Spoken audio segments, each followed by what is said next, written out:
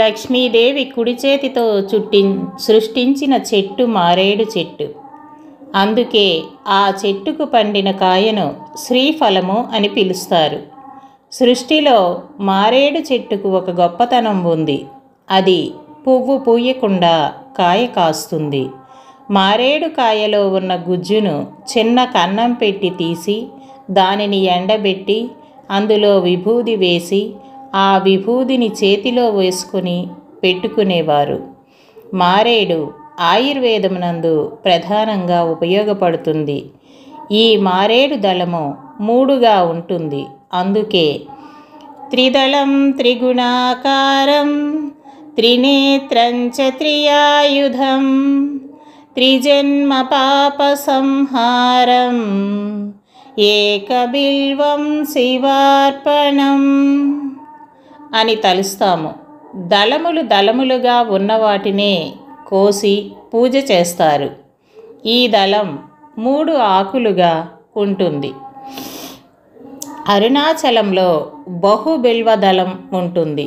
అది 3, 9 కూడా ఉంటాయి. పుష్పములను పూజ చేసేటప్పుడు తొడిమ లేకుండా పూజ చేయాలి. కానీ మారేడు దళమును పూజ చేసేటప్పుడు కాడను తీసివేయకుండా ఈనెనే పట్టుకొని శివలింగం మీద వేస్తారు. మనకి శాస్త్రంలో 5 లక్ష్మీ స్థానములు ఉన్నాయని చెప్పారు. అందులో మారేడు దళం ఒకటి.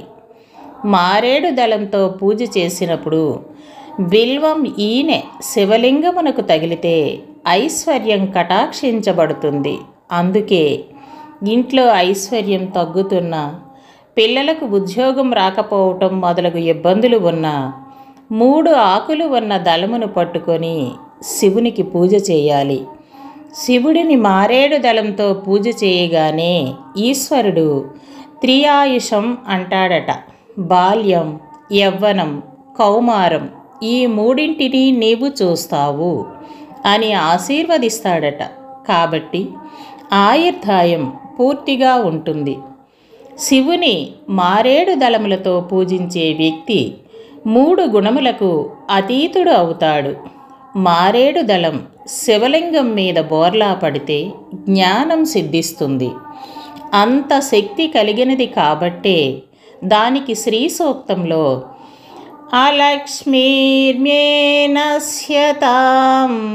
తాం వృణే, అలక్ష్మిని దరిద్రమును పోగొట్టెదువుగాక అని చెప్తాం.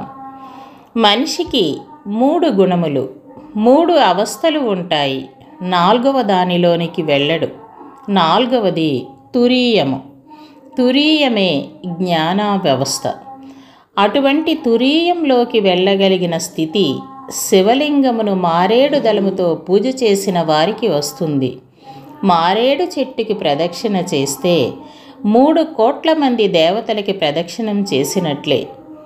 మారేడు చెట్టు కింద కూర్చుని ఎవరైనా జపం, పూజ చేస్తే అపారమైన సిద్ధి కలుగుతుంది.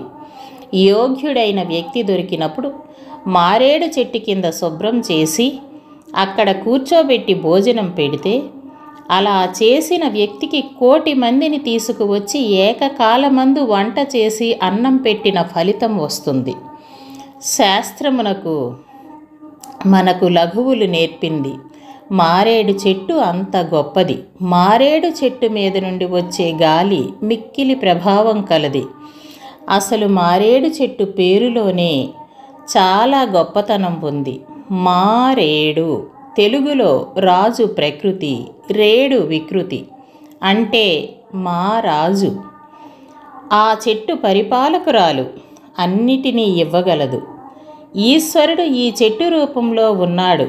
అది పువ్వు పూయవలసిన అవసరం లేదు. ద్రవస్థితిని పొందకుండా వాయుస్థితిని పొందిన కర్పూరంలా మారేడు పువ్వు పూయకుండా కాయ కాస్తుంది.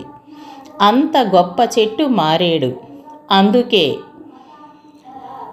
జీవితమును పండించుకోవడానికి ప్రయత్నపూర్వకంగా పాపం చేయడానికి మీరు నిగ్రహించుకోలేకపోతే మీ మనస్సు ఈశ్వరాభిముఖం కావడానికి 3 విషయాలు శాస్త్రంలో చెప్పబడ్డాయి. అందులో మొదటిది తప్పకుండా భస్మధారణ చేయటం, రెండవది రుద్రాక్ష మెడలో వేసుకుంటా, మూడవది మారేడు దళంతో శివలింగార్చన జీవితంలో ఒక్కసారైనా చేయుట. ఈ 3 పనులు ప్రతి వ్యక్తి తన జీవితంలో చేసి తీరాలని పెద్దలు చెబుతారు. శుభం భూయాత్.